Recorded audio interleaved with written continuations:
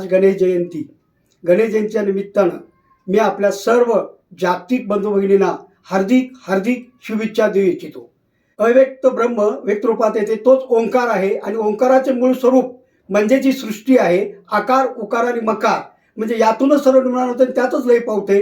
त्याचे मूळ स्वरूप म्हणजेच गणेश मूर्ती. गणपती हा शंकराचा पहिला पुत्र असून वीरभद्र हा जटेतून निर्माण झालेला दुसरा पुत्र असे आहे आणि तिसरा हा कार्तिक स्वामी. अशा या गणपतीची 3 पीठं आहेत. त्याचबरोबर गणपतीची अष्टविनायक या ठिकाणी गणपतीची स्थानं आहेत. असा हा गणपती जगात सर्वत्र पूजला जातो. अशा या गणपतीला आपण सर्व आज वंदन करूया आणि त्याचा आशीर्वाद घेऊया. ती विद्येची देवता आहे. आपल्या सर्वांना विद्या देऊ दे, आपलं अज्ञान पळून लावू दे आणि जगाला ज्ञानी करून जगात सुख समाधान आनंद लाभावं यासाठी गणपती दृष्टांचा संहार करू दे ही ईश्वरचरणी प्रार्थना. धन्यवाद.